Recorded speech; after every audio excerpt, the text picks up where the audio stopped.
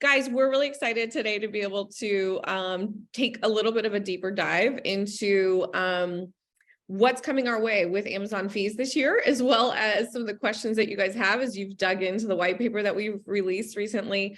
Because the main point of this webinar is to answer your questions, we encourage you guys to jump into the Q&A feature. What questions are you already coming in with that we can answer? We want to talk about them, whether it's fees or whether it's actually digging into some of the ways that you can increase your profitability.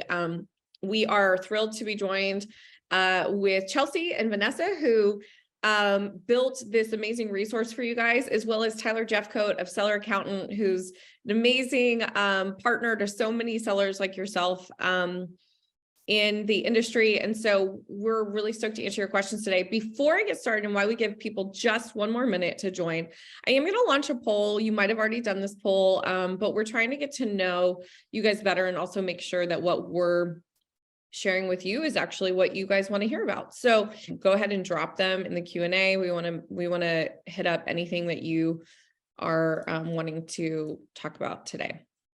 Yeah. Also, if you guys are here and you're like, oh, I joined the webinar, I want to know more about the fees, but you don't know about what Erica is talking about, the white paper. We built a white paper about all the fees coming up in 2023, or at least the ones that Amazon have announced already, and they go like from January to April. So there is a timeline there we're gonna share with you. If you want to have access to the white paper, we're gonna put the link in the chat. So if you don't have it already, you can go and download it. So everything that we're gonna discuss here will make a lot of sense for you when you read the white paper. And basically the people that already have, if they have any questions based on that, just put it in the Q&A. That'll help us. We have a lot, and I think we have several that we got previously, especially from the previous webinar, and people that submit their questions before coming in.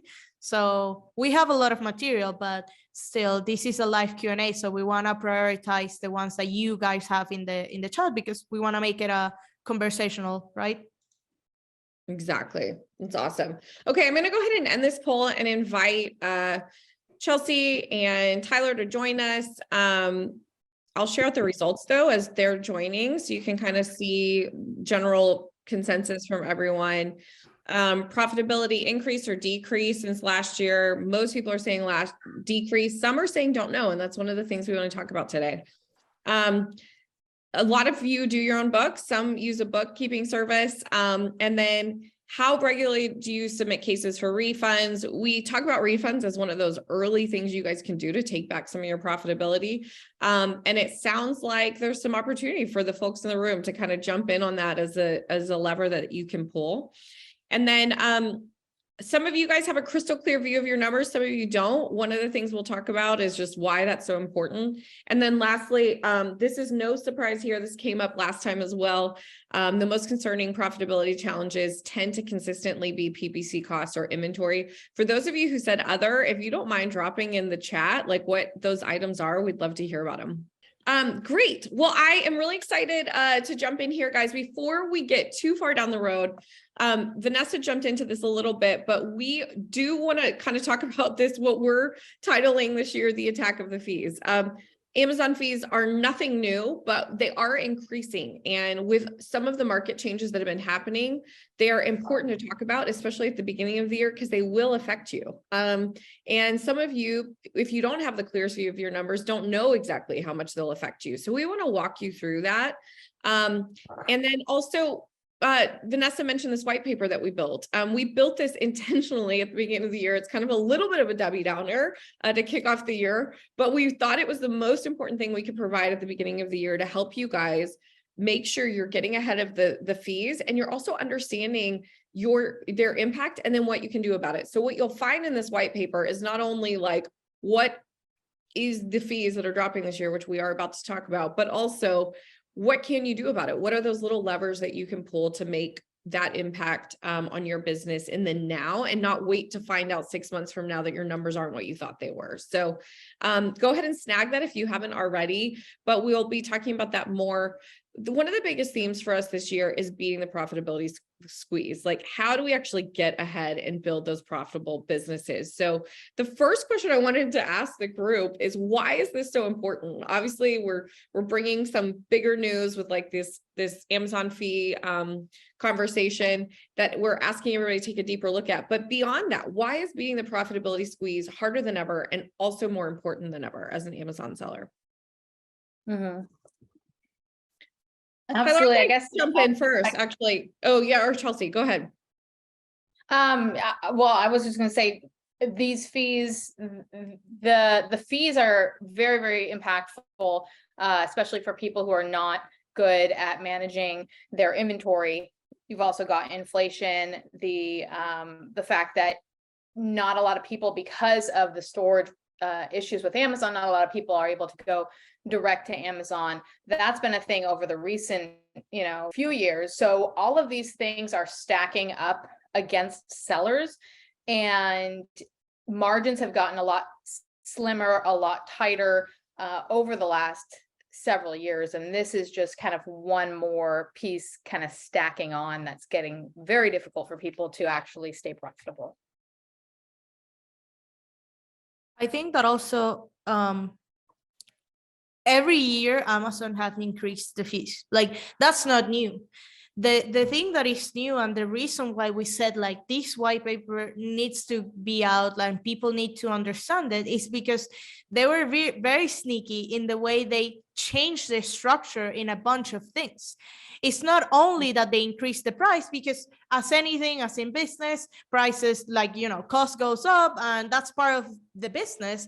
That's part of the game. But this time, the structure and the different types of fee that they're putting on top of each other, all like across the year, it's insane. So if you start selling, I don't know, a few years ago, or you are doing now a course, or you're getting into starting on Amazon, probably the content that you're reading or the content that you're consuming about how to manage those fees, it's going to be completely obsolete as soon as these fees drop. So it is extremely important, because if you're launching a product, or if you're building a brand, or if you're building to exit, all of the things that are coming up that are new will disrupt that P&L, will disrupt those numbers. And Tyler can talk about more about that.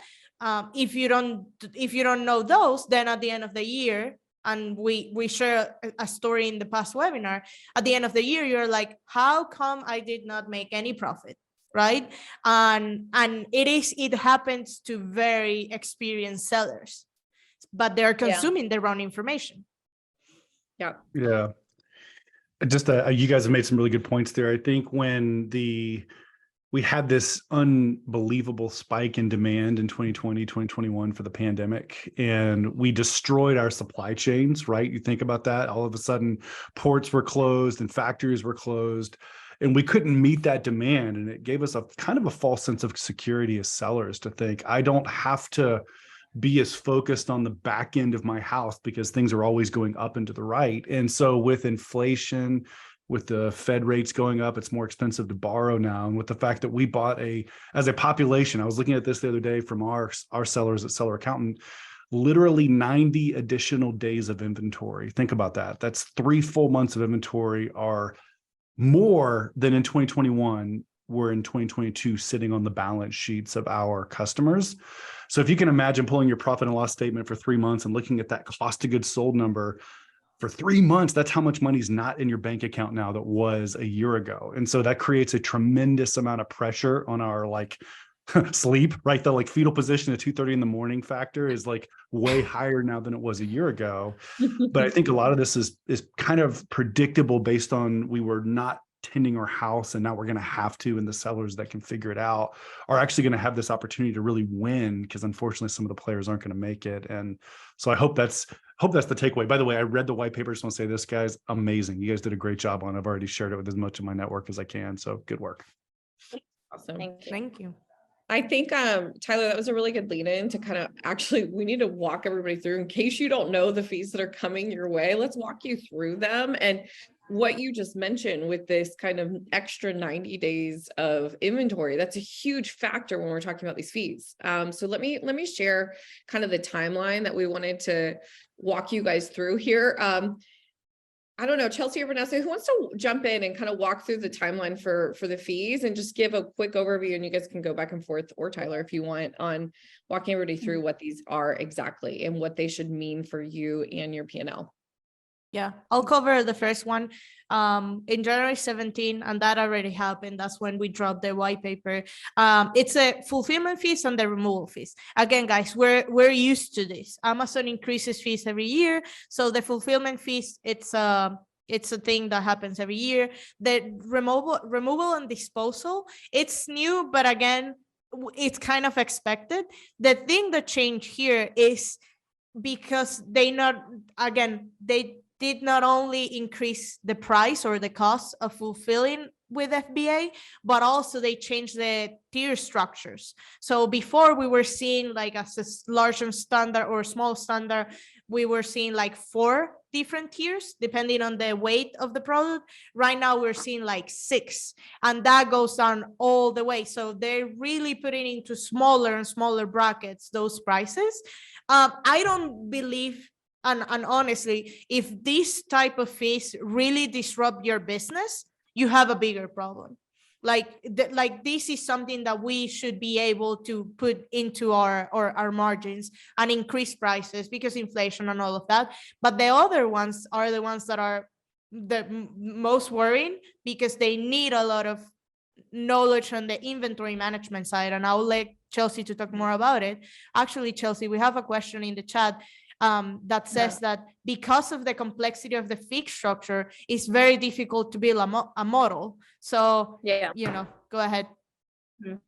Yeah. So to Vanessa's point, the FBA fulfillment fees they're incrementally increasing. The fee structure is changing, and some of that might benefit some sellers if they fall into a lower tier because the tiers were split. So that's something to look into. And so there are a couple of things that could be beneficial to some sellers in terms of the fulfillment fees, but where the problems, and to answer the question on the fee structures, dimensional weight, you need to know what your product's dimensional weight is. If you have a large lightweight product, that's the thing to be most concerned about, and thinking of ways to reduce that. We've been seeing more vacuum sealed products to reduce that size. The piece that's going to get really complicated, and actually it's something that at SoStocked, my inventory management software, we're very concerned about, is the overstock fees. And that's where the complexity really comes into play. And we're going to talk a little bit about the FBA capacity manager later on in this webinar. The Amazon is really going after people for having too much inventory. And as Tyler mentioned, that's a recurring theme for sellers. So storage fees, the entire structure of storage fees are changing. They stack one on top of the other. So you've got monthly storage fees, which are again incrementally increasing. It's not a big deal. But as you keep inventory in Amazon month after month after month, you are paying on some of that inventory multiple times. So that monthly fee, you're paying more than once on some of that inventory. Then you have storage utilization surcharge, which most people really don't have to worry about. That's a brand new charge, and it looks at your entire catalog. And if you have a very, very slow moving catalog, you're going to pay more. So I don't think most of the people on this call are going to be affected by that. But aged inventory, which has been introduced last year, is essentially a fee that stacks upon the monthly storage fees. And that fee is an additional fee last year it started at 9 months. Now it starts at 6 months. So starting 6 months, you're going to pay 50 cents per cubic foot additional. And then it scales up really quickly, $1 and then $1.50 and then $3.80 and then $4 and then $4.20 and then into $6.90. So every 30 days, you're going to be paying more in aged inventory stacked on top of the other storage fees. So to avoid that, you need to do a removal sometimes, and the removal fees are doubling. So there's a lot of different nuances to your inventory being overstocked, and Amazon hits you multiple different ways. There's one other way that they do hit you, but we're not going to talk about that until we get into the capacity manager. There's an additional fee that's not on this chart that came into play when we heard about capacity manager. So that's a big piece of the complexity, and something that we're trying to help people to understand and figure out calculations to that point for, I think it was Jim's question. And Tyler, when you're looking at you, I mean, obviously you read the white paper, you're very familiar with the fees that are coming your way. You're looking at people's books day in, day out. What are you the most concerned about, given what we just shared? And what should sellers, you work with mostly large sellers, what should even large, medium-sized sellers be concerned about that they may not be thinking they should be concerned about right now, given the fee increases this year? So from a CFO's perspective, we care about two core variables. Just literally, there's so many things out there.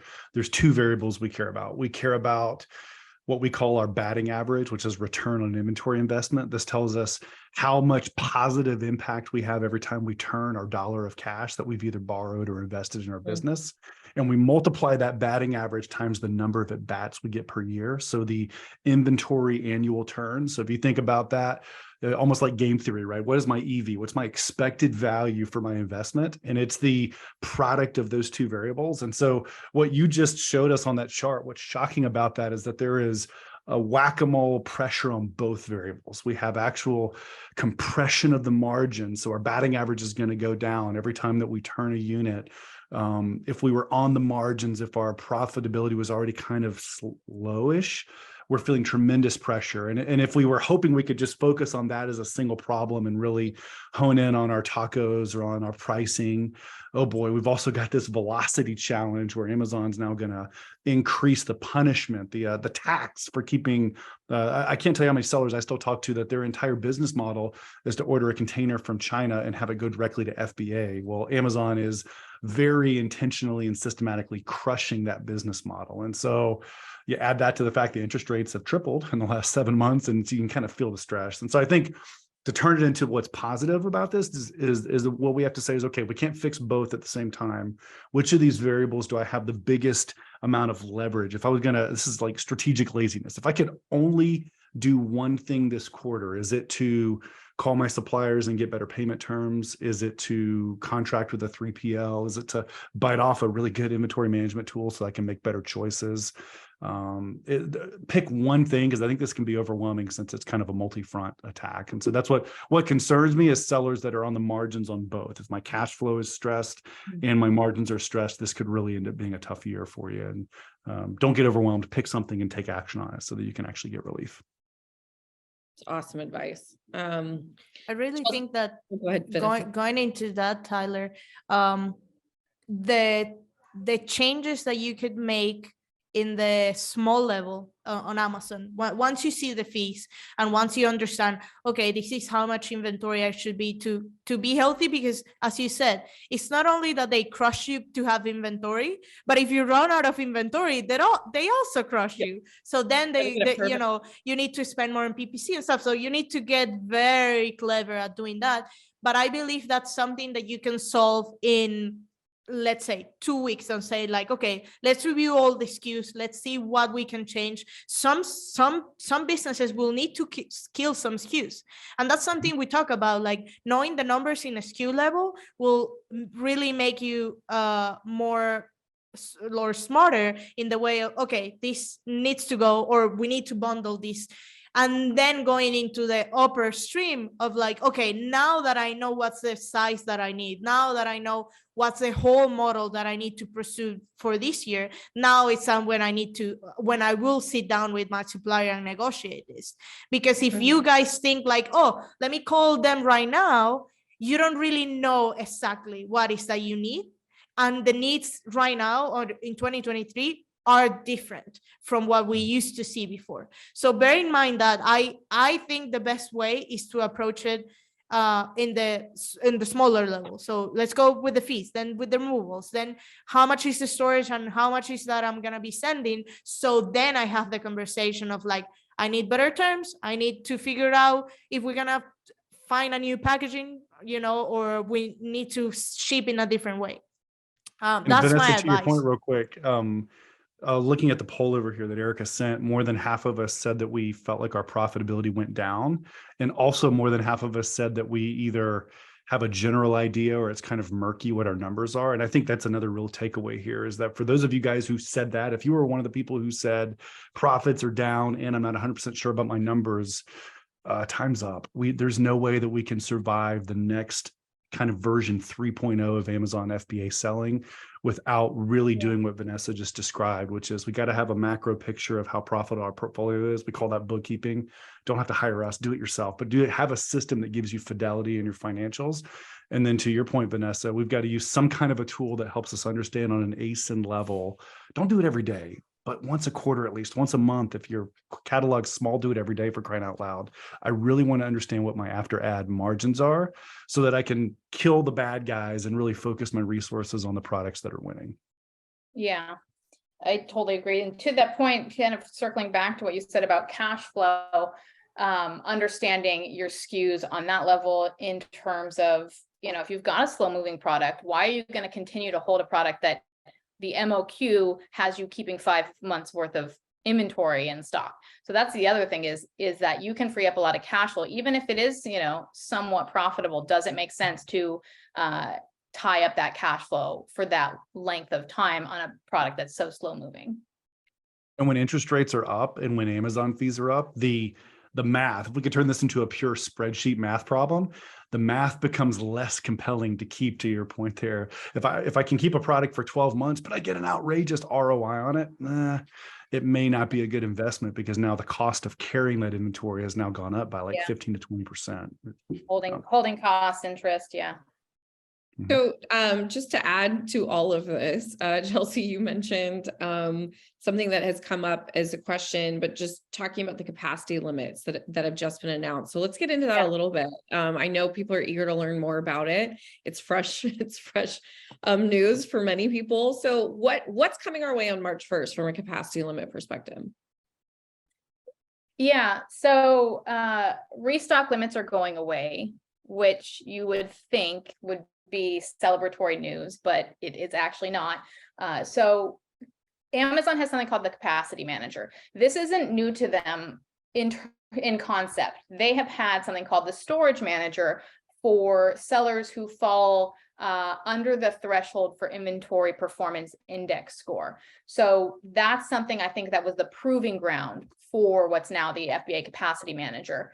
And if you can think of it in simple terms, instead of units, you're now going to be restricted in terms of cubic feet.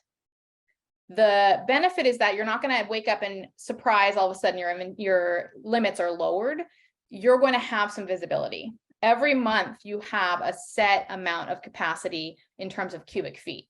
And you're going to be able to see the next 2 months what your projection is. Now that can change by the time that month hits based on your performance in the current month. So those are two elements that are different. The final element is that it's going to be similar in structure to PPC ads, in that you're going to bid to win space. So as another way that you are going to be able to pay Amazon for storage. The benefit is that if you sell, and it gets really complicated in terms of how they calculate this, and I'm not going to get into exactly that, but if you sell enough dollars worth of inventory based on the inventory that you sent in during that time, and other such variables, you will be able to get credits that could potentially reduce the fee that you pay Amazon for that space down to even 0. So you may not pay, or you may pay half, or you may pay all of it. Based on your performance selling the inventory that you moved in for that bid for that new space for that month. Where this gets into some trouble is that if you don't sell, you're going to pay that fee. But then you're also, let's say this next month, since you didn't sell that inventory, your limits go down, all of a sudden, because your limits go down, you're over the limit, you're going to pay an overage fee. So that's where this can get into being really expensive. And to Jim's point earlier, that question, how do you even calculate what you're possibly going to be spending on all of this? It's very hard. This is something that I've spent hours upon hours working on systems to try to predict some of these things, and we'll be focusing a lot more time on. But it's the bottom line is don't, like, be very good at not overstocking is the bottom line. That is, you know, if we were to say a focus for this year, that would be one of those big focal points because of how much Amazon is really punishing you. I see from Pratik, she sent a message. We were out of stock. We sent goods via sea cargo. In time, IPI went down due to stockouts. They let me create shipment, but when goods were about to reach my IPI was dropped, they restricted my storage and started charging me an overage of 5,000 USD. Do you guys want to speak to that at all? Oh, wow. That's when it gets what Tyler was saying, the model Pratik of buying a whole truckload or a whole container and think that sending it to FBA is the best decision. This is where it needs to go into consideration of, like, and we mentioned this in the white paper and also in the other webinar. Amazon is a game and the rules are always changing. So they changed you the rules while your inventory was coming. So now it's the time of, like, putting the numbers out, right? And maybe contacting some 3PLs that can help you to hold that inventory and send it in small parcels, which is another thing that we discovered, Chelsea, right? And with the white paper, it seems that it's more convenient now to send small parcels than pallets for, you know, as far as like fees after fees. But I don't know. I mean, I don't know if those $5,000 will fit into a profitability. That's where you're like, is this SKU a debt, or can you get it out of your, you know, obviously you need to sell it because you already have the inventory. Are there other ways that you can sell it, right? Considering FBM. But I don't believe in that sense. It's like, yeah, FBA is an amazing tool. Same thing as Amazon is the most amazing marketplace you can be selling at. But there are other options, right? You have FBM and you can fulfill that through a 3PL or, you know, something, or even in your own warehouse, or you have other marketplaces that you can branch out. I don't know if everything is just like, oh, I need to pay those $5,000 right now. Unfortunately, you couldn't knew that before, right? It was impossible for you to know that that was dropping. And for the IPI, I recommend you that for the things that you're not gonna restock in the short term, and this is the hack that we share with Chelsea at one point. The problem with that is that your sell-through rate went super down, and also the restock went down, and those are two factors that influence the IPI. The third factor that influences the IPI that is not as relevant, meaning that it doesn't take as many points as the other that are related to inventory, is stranded inventory. So our recommendation, or my recommendation right now, is that let's say that you are up, like you're about to sell out, you know, stock out completely. When you get one unit, put a hack where you're gonna higher, or it could be high or low, whatever you want. I could recommend higher just in case. Put the price of that ASIN in a higher, like let's say that you sell it at 20, put $200. When you put $200, you're gonna get a least price error, and that will make your inventory stranded. So stranded inventory is a factor in the API that it doesn't impact as much on the number as the other ones that are related to inventory. So you can, let's say that you are out of stock for 1 month, you could live with 1 month of one stranded inventory unit than 1 month of no sell-through and no stock. So I mean, this already happened to you. You didn't know that. Now you know. In the future, make sure that you do that. That's my recommendation. Works right now, guys. It could not work in the future. And that's one thing that Amazon, again, because they change their rules all the time. But considering other options, and maybe it will be less expensive than paying $5,000 to Amazon to send that inventory. You mentioned Vanessa, FBM as one option, and then also, you know, looking into other marketplaces. One of the questions that came through prior to the webinar was, you know, should we be looking, given all these fees, given all this increase, should we be looking at other marketplaces? Is that a tactic? Should we move off completely? Is that a tactic? Like, what is that? What are you guys seeing? I know, Tyler, you're working with big sellers every single day, and Vanessa and Chelsea, you guys are as well, from medium size to really large sellers. What are you seeing as far as this profit squeeze, the omni-channel like adventure? Is that a tactic? Is that a win? Is that a distraction? What is y'all's opinion on that? So the ecosystem is that, again, 24 months ago, the only game in town was to sell to an aggregator for as high a multiple as possible. And as a result of that, they wanted as lean and mean and simple and straightforward. 5 ASINs just on Amazon gets you a higher multiple than having a multi-channel business that was successful. I think what we're seeing is a little bit of a reversion to common sense here, which is that if you have the time horizon and the products, and I'll talk about the products here in a second, but if your product blend and your time horizon is strong, then investing in a multi-channel approach can be a really, really good tactic right now. And so, but here's the X factor. You need to be honest with yourself about your product. So when I look at my product, if it is a fairly commoditizable product, my ability to generate a meaningful, scalable relationship with a customer on a direct consumer channel is going to be really, really low. And therefore, I'm going to have to find ways to continue playing with Amazon. Now, that might be Amazon Canada or EU or UK or Australia. But if I have a more algorithmically based product, I'm going to be really slow for our CFO clients to go direct to consumer. If I have a more lifestyle related brand, then I would be a strong proponent right now of investing pretty heavily in some kind of a secondary channel that might make it easier to weather these MOQs for inventory and kind of diversify off of Amazon. That's my take on it. I don't know. I would love to hear what you guys think. Yeah, Chelsea or Vanessa, what do you guys think about the omni-channel? I know, Vanessa, last time you addressed, you know, there's sometimes this like, oh my goodness, more fees. This is the worst. But like, truly, this is still like an amazing environment to sell in. But so I know you're an advocate of like, stay in the game as long as you can and like keep selling on Amazon, but learn to play the game better. What do you also think about this omni-channel approach? I do think that Amazon and this is something that Tim always talks about, like, we are not Amazon sellers. We are brand owners or e-commerce. So think about e-commerce as a bigger ecosystem than just Amazon.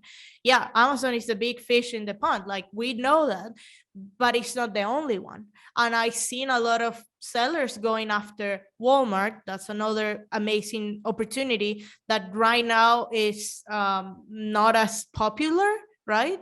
But it's incredible for a bunch of sellers. So if you branch out, I do think that Amazon needs to be one of your channels, not your only channel, because that's the other thing.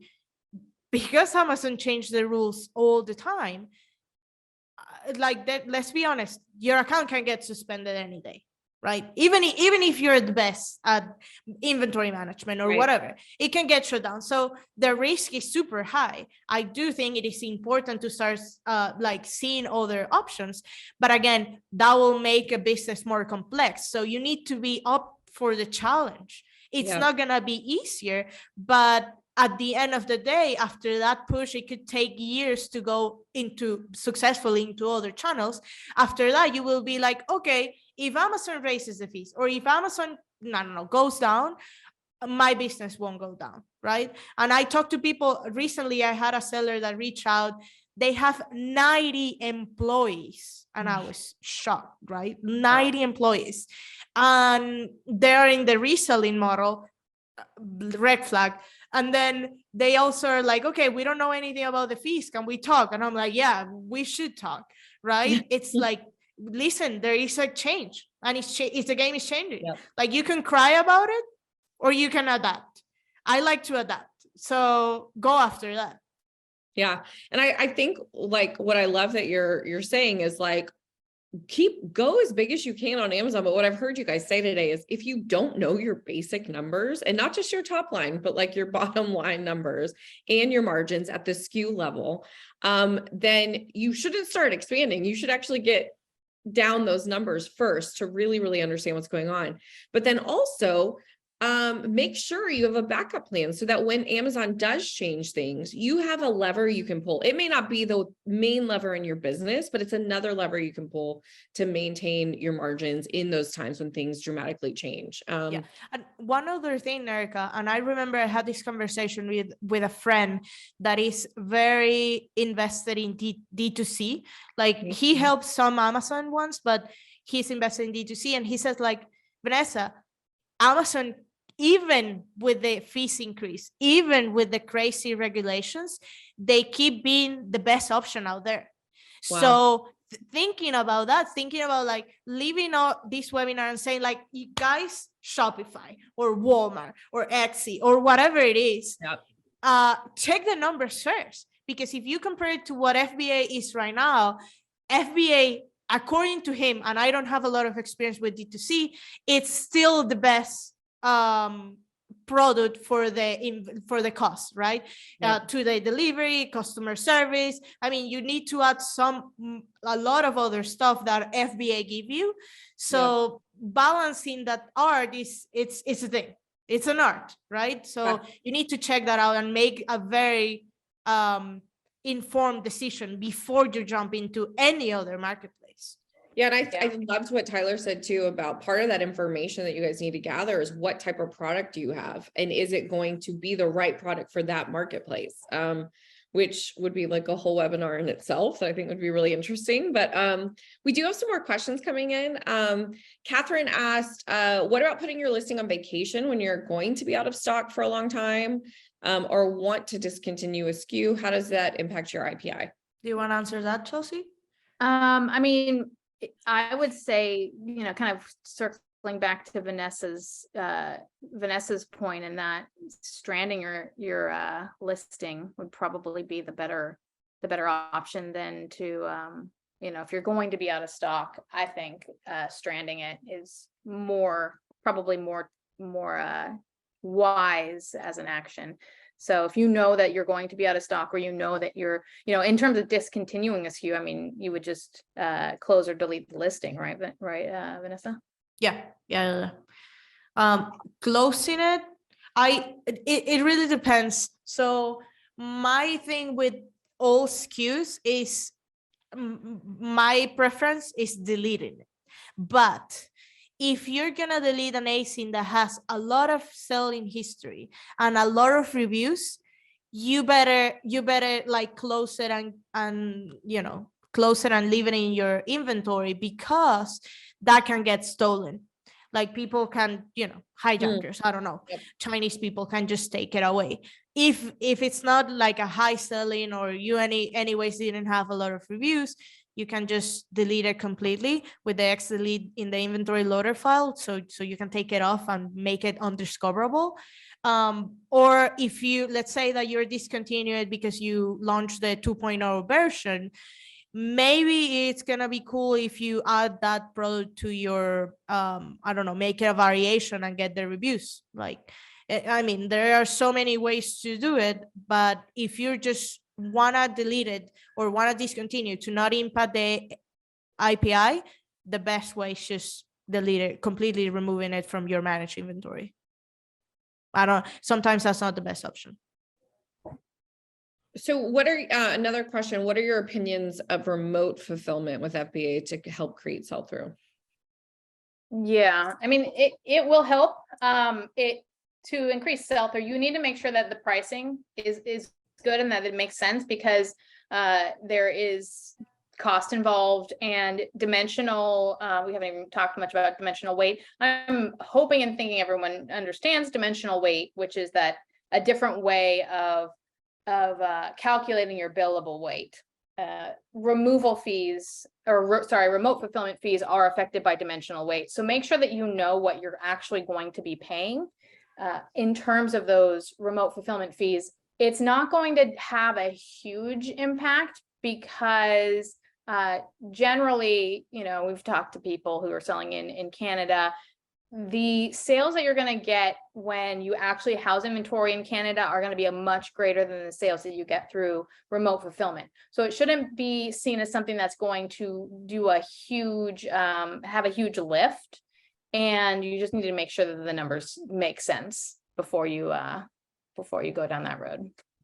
Yeah, and the sales velocity when you do remote, like the NARF program, that's lower, just because the people that are buying it in that marketplace, let's say Canada or Mexico, will see that takes time to get there. So it takes like 10 days.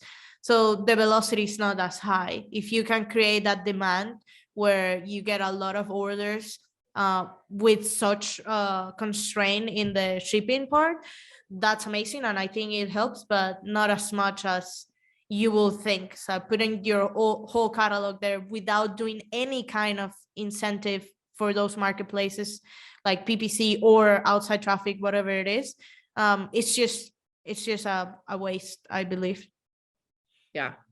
So we have some questions about what's still coming, and then also how do we prepare for the holiday. And so I think a good question, and then I want to start talking about some tactics, but a good question before we talk total tactics is like, what do you guys think is still coming? Is there anything more coming this year that we should be aware of or concerned about? And also, what do we do about what might be coming later in the year? Obviously, we talked you through kind of the first half of this year and what we know is coming from an Amazon fee perspective, but there's some questions about holiday. And I know that you guys kind of prepared some answers for that. So I wanted to jump in on that one. I think something that's almost guaranteed is that interest rates will creep up a little bit more. So if you're struggling to borrow money right now, it's not going to get easier. This could be some tactic here is if you had a really good 2021, you may want to go ahead and refinance that loan now before you do those 2022 taxes, just something to file away. And then I just think, listen, I know we're on I'm on here with you, Chelsea, but like, this is the moment when you guys need to understand where your inventory is, because we're going to have to start placing those Q4 POs here in a few months. And what Amazon has done is made the margin for error really, really slim. And if you think about, again, I love like analogies because I'm a visual person, but like your ability to navigate a ship in a narrow harbor requires you to have better navigation equipment. You've got to have good inventory management. You've got to be able to see where things are so that you can afford to buy less, buy later, send in less. And one of the questions earlier was like, well, what am I supposed to do? I mean, I get overstock issues and now I get stock out issues. And the problem is that we just have to become more sophisticated in our management so that we can thread that narrow needle a little better. And because we're having to pay more to borrow capital, that's another narrowing variable, and they all point in the same direction. We've got to only have winning products. We've got to really focus on managing our inventory. We need to have an inventory czar on our team that really gets this and is managing it.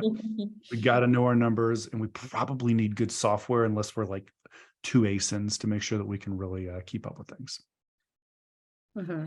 And Chelsea, I know part of what you guys provide with SoStocked is the ability to make seasonal adjustments, to plan ahead and to really be able to make those adjustments in real time. And I think that's probably what we're kind of the market is now asking of sellers is like, you have to be nimble, but you also have to be thoughtful and proactive and like getting ahead of what might come your way. And I really appreciate these questions about the holiday surcharges and what might be coming, because you should be thinking about that right now, even though it's, I think, almost January. I mean, it's almost February. It's the last day of January.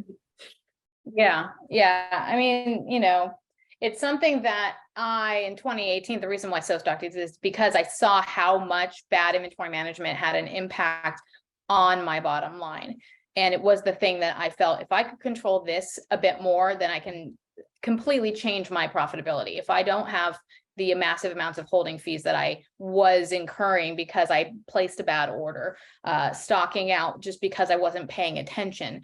Those types of things are just things that shouldn't happen. There's always going to be something that goes wrong.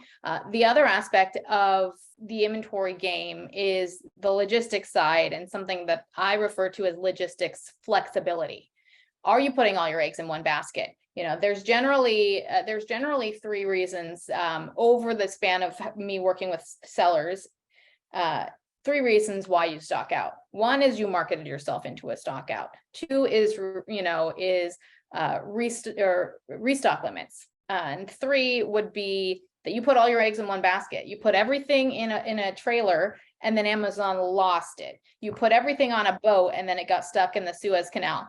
You put, you relied on one supplier, whatever it is, your 3PL, you had everything in a 3PL, and your 3PL, they got too busy with fulfilling orders, through, for Christmas, that they didn't get your stuff in on time. You need to have a contingency plan for everything. You need to have a backup plan. And that's something that I talk about. What do those backup plans look like? Not putting all your eggs in one basket. So that, I think, is very important to weathering all the changes.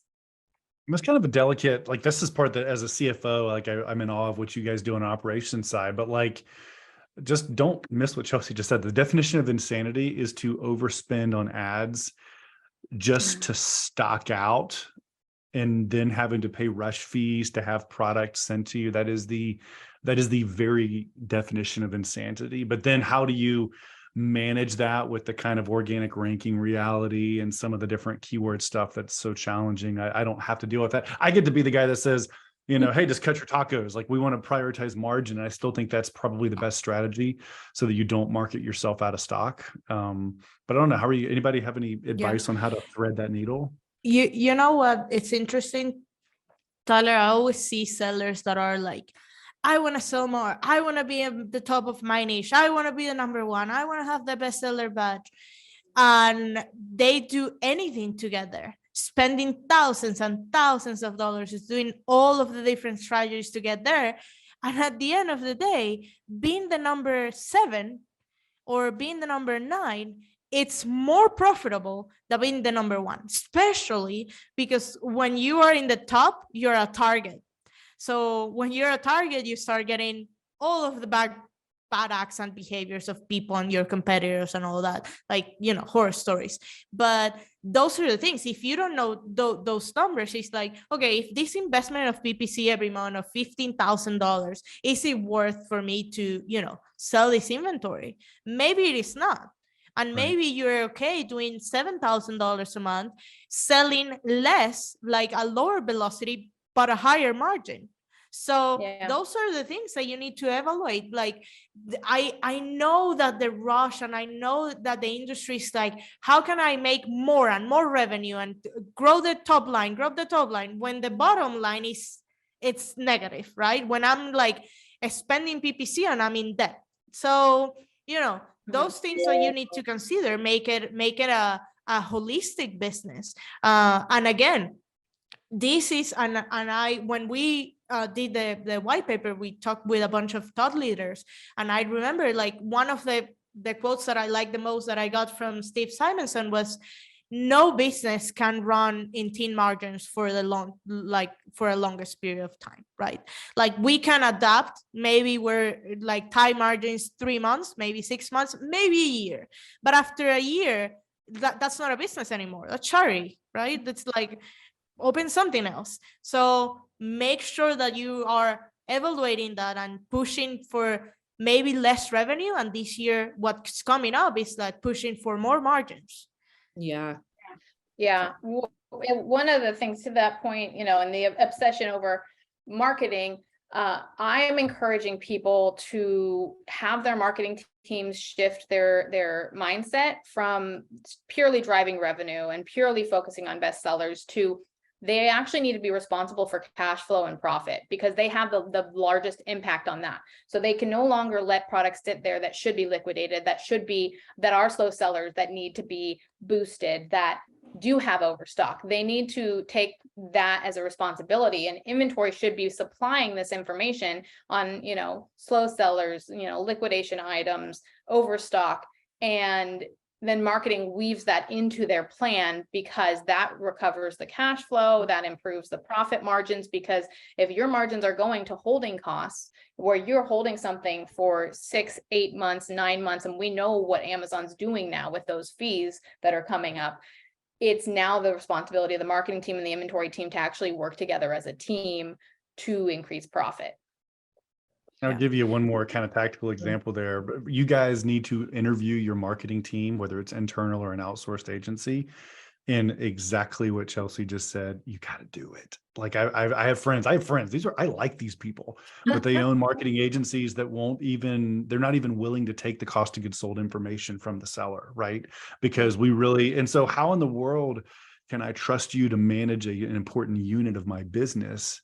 If to your point, and again, I understand where this kind of insanity came from, because if I could just show a higher growth rate, right? If I can just get my top line growing, there's enough profitability and the kind of arbitrage opportunity of just sourcing from Asia that I'm going to make money and I can sell the business. But guys, I just want to tell you, having a flat with slightly elevated growth rate with a profitable business, guarantee you will get you a higher multiple on the market right now than having a 20-30% year-over-year growth rate with no profitability. And so the math is changing. And again, it's kind of a regression back to common sense. We have to make money, so here's what I want. Next time you guys see us at a conference, any of us here, and it'll happen soon, I don't want to hear what your sales were. We want to hear what your profitability is, right? We want to make sure that we're kind of, it's like so taboo. Everyone wants to talk about like, oh, I had another 7-figure year, but like deep inside, they're like, oh my gosh, this is the most stressful year ever because I didn't make any money. And in fact, I mortgaged my house a second time to prop this thing up. And so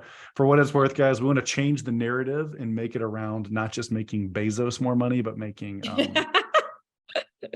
That's awesome. I think you guys are bringing this up over and over again. And like, I think it's really like, name a different set of targets for your business this year and make sure that they're the right targets. And we, for so long, have had like this kind of, I'm a 7-figure, I'm an 8-figure seller, like goal set, or I'm the, number one, I'm in the number one spot. But like, it's time to like reset our goals and understand the numbers that we should really be fighting for, especially in 2023. So you guys just dropped the most amazing nuggets there. One quote to summarize what Tyler said that I love. I just actually heard for the first time maybe 2 weeks ago, like revenue is vanity, profit is sanity, but cash flow is king. So that's where next time you talk to somebody, it's like maybe not even what's the profitability. It's like, are you running a positive cash flow business? Because maybe not. But Erica, can we get into the Anna had a question. She puts a question there about so probably you can help with this one, Chelsea. They have inventory, they were stable, but now the sales decreased and they have more than 180 days of inventory. So what are the suggestions if sales can be moved to the previous level? Remove, dispose, keep on Amazon, etc. Yeah, and that's something that I think starting to run the numbers on and that's one of the things, like I mentioned, we're focusing on, we're working on new columns in SoStocked for overstock, figuring out the calculations on what are you going to be paying over that period of time versus removal. And how confident do you feel that you can move a certain amount of inventory? Because at 180 days, you're fine for the next couple of months. And then Amazon's going to hit you with those storage fees. April 15th, those aged inventory goes to the 180 days. So if your inventory is going to age to that point, and that's 180 days in Amazon, it's not that you have 180 days worth of stock, but you are going to pay monthly for the next 6 months. Is it going to be profitable for you? So you're going to have to start kind of crunching some numbers. How long is it going to take you to sell through? How long is that inventory going to be there versus removal? Removal is very expensive. So, I mean, it's probably going to be more profitable for you to try to increase those sales, but you need to do that math. I don't know how large your products are, what tier they fall into. Figure that out, because removals just went up to 97 cents at the base at the base, and that increases, and that's dimensional weight. Don't forget, removals are now dimensional weight. So if you have a large lightweight, it's going to be, I mean, I looked at pillows, it was like, I think some of the pillows were like $5 to remove, something like that, which just, it's insane. So figure out what the removals are going to be per unit, and then figure out the math on when those fees hit for the advanced And to or the Chelsea's aged point, that inventory. actually creates a budget for you. So now that you know, okay, removal fees are high, they're awful, but it gives me a budget to say, "Ugh, my best alternative might be to lower my price for a month. My best alternative might be to increase my ad spend. My best alternative might be to do something creative, because I'm acknowledging that my alternative now is bad. The Yeah. new disposal fee is a bad circumstance. Can I do something helpful? Can I juice my organic a little bit with my pricing?" So I think that's to your point, Chelsea. What you tactically do is you grab your exact removal fee, and then you put it into a spreadsheet and you turn it into a math problem to say, okay, I understand what my alternative is to being able to get this product to move by X date. Now, what are my options that I can experiment and A/B test with to see if I can do better than what I currently see coming in the future? And sometimes that gives us permission to do what we feel like would have been an extreme measure, but maybe it's not as extreme as we thought it was. Yeah. And you need to be careful. One other thing is that, let's say that you place the removal order today, but as you know, Amazon is super efficient in everything else but serving sellers, so they're not gonna fulfill those removals for, let's say, 3 months. And I've seen this, like, and I'm not talking about a huge amount of units, probably less than 50, and still it takes 4 months for them to fulfill it. And that's a huge thing that you need to very attentively pay attention to in your payments, is that sometimes they charge you storage for a removal order that you already placed in the past. So you need to go back and ask for a reimbursement for that. So it's a whole thing, it's a whole dance and situation. What I was gonna say, if you're removing more than 10 units, I will prefer to do a multi-channel fulfillment, and that will probably be less expensive than a removal order, especially because when you do a multi-channel fulfillment, most of the times they ship everything in the same box or in the same shipment, and it gets there faster. So if you want that inventory because you want to put it on Walmart, or you want to liquidate it elsewhere, instead of waiting for that removal period that can take months, and I'm not kidding, like sometimes a year, a full year of removal. So those are the things. Removal, it's getting more expensive and it's not getting faster. So those things are together. It's a bump. Good. And those are exactly those numbers. If you guys are like, Tyler referenced building a budget, those are what we break down in the white paper. So if you guys are like, I don't even know where to start, I'm so overwhelmed, like those are broken down for you that you can kind of input into a spreadsheet or a budget. I know we've been doing a lot of math over here trying to figure out exactly how these would impact you guys, but like those are all laid out for you to make that simpler. And as those timelines are moving closer and closer, as we are headed towards April 1st, we'll be sending out tons of reminders like, guys, this is about to drop, make sure you're checking into this. So we have one. I was going to just add. Oh, go ahead, Chelsea. I was Sorry. just going to add real quick. Yeah, going back to just check the number. The MCF, the multi-channel fulfillment fees are going up. They are cheaper when you have multiple units, and they get cheaper as you go. But check the white paper; it lays all of that out as well, and just see which one makes the most sense. So we need to close out in just a second. I want to give you guys the opportunity to answer Catherine's question. If the SKU is profitable, but the ROI falls just under 100%, do you keep it or let it go? So just quick color on this. ROI, two different important definitions. Your return on inventory investment is profit divided by your cost of goods sold for a particular inventory turn. And you may have one that's below 100% and you're really, really happy with it. But if you annualize that ROI, which is what I described earlier, so that return on inventory investment times the number of turns per year, if that number is below 100%, you may have a problem. The industry average right now is about 1.4. So think about this, like if my annualized, we call it return on working capital here at Seller Accountant. So if a true annual return on investment is lower than 1, this is a risky enough industry to be in that we may have a challenge. But for sellers that may have really small margins, but turn the inventory every 2 months, yeah, on a single turn, they may be well below 100% ROI and may be very, very happy. So it's a little bit more nuanced than just that. So I want to thank you guys for like the amazing insights, and also everybody for your questions. These are really important questions for you guys to be asking at this point in your business. And we're really happy to be able to support you in any way we can. There's some really great stuff that was shared today as far as like tidbits. We will be sharing out this recording so that you can watch the replay and go back and like, you know, dig in on the things that really matter to you. A few things that we want to give you on your way out the door. Number one, Tyler Jefcoat's amazing. We love having you here with us today. Go check out Seller Accountant. If you are a larger seller and you're like, I am in over my head right now with bookkeeping and I need that like CFO presence in my life, check them out, as well as there are some resources we'll send your way from we want to give you $500 free to get you ahead on getting reimbursements. That's one very easy lever that you can pull. So we have a new tool, Seller Investigators, in our toolbox that we want to share with you guys. So refunds are a great resource. We also have some great tools like Managed by Stats and SoStocked that we'll be sending out details on to help you guys if you're interested in digging in at the tool level on ways that you can both know your numbers, optimize your inventory, and get some cash flow moving. So thanks so much for joining us today, Chelsea and Vanessa. You're amazing as always. Really appreciate you guys, and hope you guys have a great day. Thank you. Awesome, guys. thanks.